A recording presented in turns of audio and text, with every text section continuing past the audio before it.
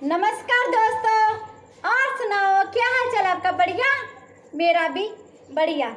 हाँ जी, आज मैं आपको ये कहानी सुनाने जा रही हूँ जिसका मोरल है कि हमें कभी भी किसी चीज़ पर भी ऐਵੇਂ नहीं बोलना कि परमात्मा बड़ा निर्दयी है, परमात्मा ऐसा है वैसा है। परमात्मा ने ना हमारे लिए हमेशा कुछ ना कुछ सोच के रखा होता है। जैसे हम कोई काम करते हैं, उसका फल हमें नहीं मिलता, या उस काम का फल हमें थोड़ा सा लेट मिलता है। देखो, हमें हमेशा कोशिश करते रहना चाहिए। कोई भी काम है ना, एक बार कोशिश करोगे तो शायद ना हो, दूसरी बार कोशिश करोगे शायद ना हो, तीसरी बार, चौथी बार, पांचवी बार तो आपका काम पक्का हो ही जाएगा। तो हमें कभी भी हिम्मत नहीं हारनी कि हमारा एक बार काम कोई भी काम में हम हाथ डालते हैं तो वो काम नहीं होता।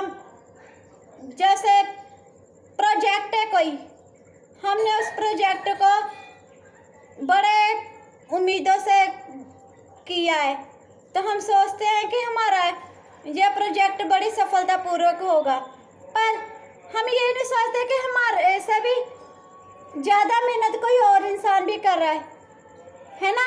पता नहीं दूसरा इंसान कितने सालों से वो मेहनत कर रहा है, तो वो हमारा जो प्रोजेक्ट होता है वो दूसरे इंसान को पसंद नहीं आता। तो जो दूसरा इंसान कोई और होता है, उसका प्रोजेक्ट हमारे बड़े अफसर को पसंद आ जाता है, तो हम फिर सोचते हैं, हिम्मत हार जाते हैं कि हमने तो इतना मेहनत से ये काम किया था, हमारा काम ही नहीं बना। हम तो इतनी मेहनत कर रहे थे, हम रात दिन एक कर रहे थे। तो दोस्तों, हमें अपने ईश्वर पर भरोसा रखना है, क्योंकि जो काम उसे पता है ना, वो हमें नहीं पता कि हमारे साथ क्या सही हो रहा है, क्या गलत हो रहा है। और अगर हमारे साथ कुछ गलत होता है तो इसके पीछे परमात्मा की क्या मर्जी है, ठीक है। तो हमें हमेशा ही ईश्वर का धन्यवाद करना चाहिए कि ईश्वर, तुम्हारे इस काम के पीछे भी कोई ना कोई मकसद जरूर होगा, ठीक है। हाँ जी, अब मैं आपको कहानी सुनाने जा रही हूँ इसी टॉपिक पर। एक राजा था और एक मंत्री था। जो मंत्री था वो परमात्मा को बहुत ज़्यादा मानता था, और वह बुद्धिमान भी बड़ा था, भी अक्लमंद बड़ा था। एक बार क्या हुआ, राजा था जो उसके राज्य में दुश्मन राज्य के दो लोग आ गए, और उन्होंने वो राज्य को हड़पने की कोशिश की। तो राजा का भी बड़ा नुकसान हुआ। वो बड़ी मुश्किल से राजा और मंत्री जान बचाकर गुप्त रास्ते से, आपको पता ना गुफाएं होती थी पहले, राजमहल में गुफाएं होती थी, उस रास्ते से राजा को निकाल कर ले गया। तो जब राजा को ले गया तो वो रास्ता जंगल की तरफ जा रहा था। तो मंत्री ने बोला, ईश्वर जो करता है अच्छा करता है। राजा को बड़ा गुस्सा आया, जल बुझ के राख हो गया। पर उसको ना उस टाइम पे राजा को ना मंत्री से उलझने का मन नहीं था कर रहा, इसलिए राजा चुप रहा। फिर क्या हुआ, फिर थोड़ी वहाँ पे ना ठंडी बड़ी पड़ रही थी, बहुत जंगल में इतनी ठंड थी। तो वो सोचा, मंत्री ने बोला चलो हम आग लगा लेते हैं। वहाँ पे आग, पत्थरों से, आपको पता है ना आग लग जाती है। वहाँ से उसने लकड़ियाँ इकट्ठी की और पत्थरों से आग लगाई। जब उसने आग लगाई मंत्री ने, तो ऊपर से बारिश आ गई। जब बारिश आई तब फिर उसने बोला, महाराज पता नहीं परमात्मा की क्या माया है, इसके पीछे भी इसका कोई अच्छा कारण छुपा होगा जो हमें अभी नजर नहीं आ रहा। राजा को बड़ा गुस्सा आया। राजा बोला, प्रवचन बंद कर, मेरे को तेरे प्रवचन नहीं सुनने, तू चुप कर और या तो मेरे पास बैठ जा और जा निकल जा। मंत्री बोला, महाराज अब मैं कहाँ जाऊंगा, आपके पास ही बैठूंगा, आपके साथ तो और कोई है भी नहीं। आपकी तो सारी सेना मर चुकी है, तो आधी सेना उसके दूसरे राजा के पास पहुंच चुकी है। तो अब रहकर मैं ही रहा हूँ आपके पास, अब मेरे को भी आप बोल रहे हो। राजा बोला बैठ जा, तू चुप कर बस। राजा को ना इतना दिमाग हुआ पड़ा था ना, कोई हिसाब की बात नहीं, गर्म हुआ पड़ा था दिमाग। तो क्या हुआ, थोड़ी देर बाद वो जो दूसरा राजा था ना, उसके सैनिक आए।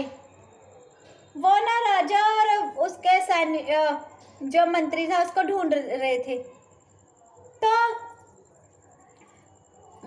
वो जो सैनिक थे वो बोल रहे थे आज राजा और मंत्री को ढूंढ के ही जाएंगे, सुबह इन दोनों को फांसी लगानी है और हमें बहुत सारा इनाम मिलेगा, बहुत सारा इनाम मिलेगा। ऐसी बातें करके ना वो ढूंढ ढूंढ के ना पागलों की तरह चले गए। तब मंत्री ने बोला, महाराज, उस ईश्वर का कितना दया, जितनी भी दया है अपरंपार है, उसका हम जितना भी धन्यवाद करें उतना ही कम में। राजा बोला, वो कैसे? अब क्या किया ईश्वर ने हमारा, क्या अच्छा किया? वो बोला, महाराज, अगर हमने आग जलाई होती तो बारिश ना हुई होती, तो हमने उनको दिख जाना था, उन्होंने हमें पकड़ कर ले जाना था और सुबह हमें फांसी मिल जानी थी। ठीक है, तो उस ईश्वर ने, क्योंकि रात पड़ी थी ना, रात को कुछ दिखता थोड़ी है, ऊपर से बारिश भी हो रही थी, है ना, तो इसी चक्कर में ना वो सैनिक चले गए। अब क्या हुआ, ईश्वर की एक और मर्जी थी उनके लिए। दूसरी मर्जी ईश्वर की ये थी कि जहाँ पे वो राजा ठहरे थे ना, वहाँ जैसे राजमहल तो कितने कितने घर होते हैं पता ही ना, और जहाँ उसकी सभा लगती थी राजा की, वहाँ पर वो दूसरे राजा ने गद्दी पर बैठा और अपने जितने भी सैनिक थे ना, सबको वहीं पे ही बुला के भोजन वगैरह करने लगा, खुशी के मारे कि आज वह जीत गया। जब वो खुशी के मारे भोजन वहाँ पे बैठा, सबको भोजन करवा रहा था, और जो दूसरे राजा था जो जंगल में भटक रहा था, उसके वो सैनिक भी वहीं पर ही थे, क्योंकि वो तो गद्दार हो चुके थे ना। सब इकट्ठे हुए तो थोड़ी देर बाद भूचाल सा आया और वो जो महल था ना, जहाँ पे वो गद्दी पे बैठा हुआ था, वो जो महल था सारा उनके सिर के ऊपर आकर गिर गया, वो सब मर गए। तो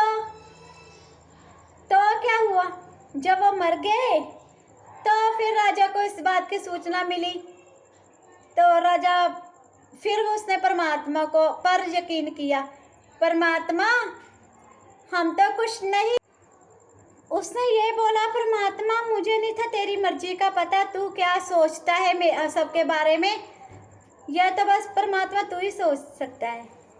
फिर उस राजा का परमात्मा के ऊपर बड़ा विश्वास सा हुआ कि शुक्र है परमात्मा लड्डू वाला आ गया।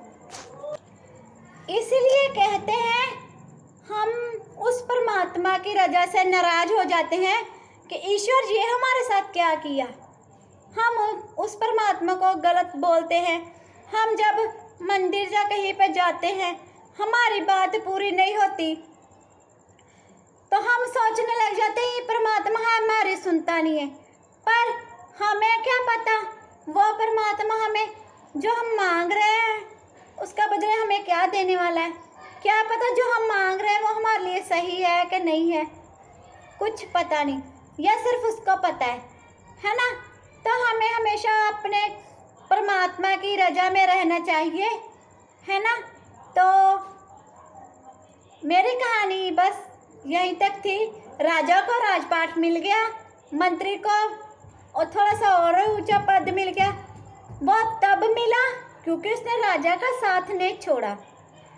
ठीक है, तो मेरी आज की कहानी यहीं पर समाप्त होती है। और मेरे चैनल को सब्सक्राइब जिन्होंने किया हुआ है उनका बड़ा सारा धन्यवाद, और जिन्होंने अभी तक मेरे चैनल को सब्सक्राइब नहीं किया वो मेरे चैनल को सब्सक्राइब करें। और बेल आइकन का बटन ज़रूर दबाएं और लाइक शेयर कमेंट ज़रूर करें। और आप सबका बहुत सारा धन्यवाद जो मेरी वीडियो को इतना प्यार दे रहे हो, मेरे को इतना प्यार दे रहे हो। तो thanks for watching. And last में मैं क्या बोलती हूँ, हमें हमेशा सबको दुआ ही देनी चाहिए।